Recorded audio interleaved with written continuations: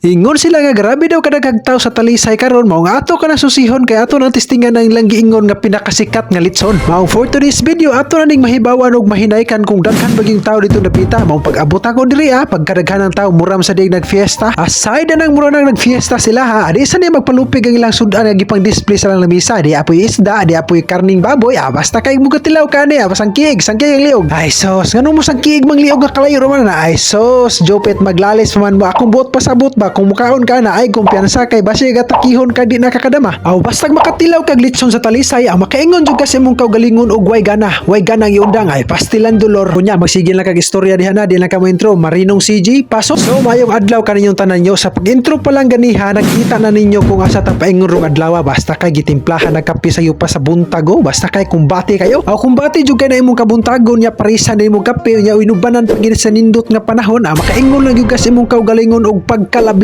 Kung nakay kape sa iyo sa kabuntagon, di sa ni magpalupig ang paniti alor na nga mura ka kag bula. Basta kay gipalambugay lang, gitlit lang agi. Aw basta kay wa ka na gipasaylo ang panoy. Ako ray naluoy. So walay daghang istorya yon, ni transition dayon ta kay moadto na ta dito sa Talisay Lechon Food Park. Adto ta dito mukaon ug mao kini ang pinakasikat nga lechonan diri sa tibuok Cebu. Mao kini ang ilahang dili kasi nga famous pod kayo. Sa layo pa lang nakaingon na jud ko sa akong kaugalingon nga grabe jud ni kasikat ang ka-famous ni lugar kay makita nimo sa customer nga taas kay og linyada. Sa pag-abot na mo sa ato ba nga sa tindahan na aksyon jumig kabalaka partida wa pagimi ka na og sa motor gitawag naman sa tindira may padire sa Talisay ilugan pa ta charot kinsa may dili ganahan mo palitan na nga sa layo pa lang mga smiling na kay mga tindira unya mga gwapa pa ay sos dolor mura magdili na mga project imong giara diha sa mga nakahibalo or wala makahibalo og nganong naabot kog vlog dring dapita the reason why is usa kini ka project sa usa ka subject namo nga entrepreneur mao na ang pinaka main reason og nganong naabot kog vlog dring lugar kay sa storya sunta ko mag-vlog kaso pretisang layo og kas na kay sa pretty niya risgo pa kay sa biyahe mao ingon ma si ma'am kung layo mo sa imong hometown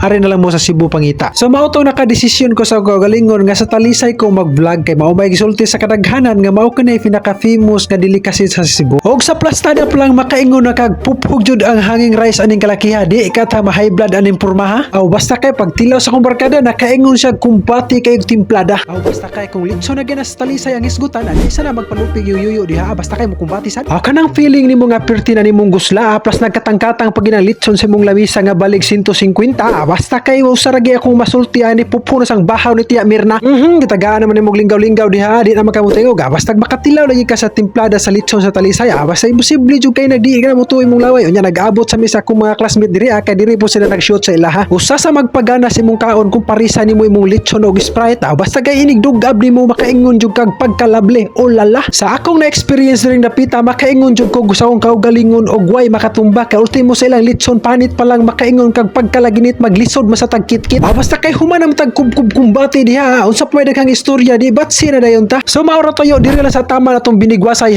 daghan kay salamat sa iyong tagsang suporta amping mo kanunay magkita-kita ta sa sunod atong binigwasay bye bye.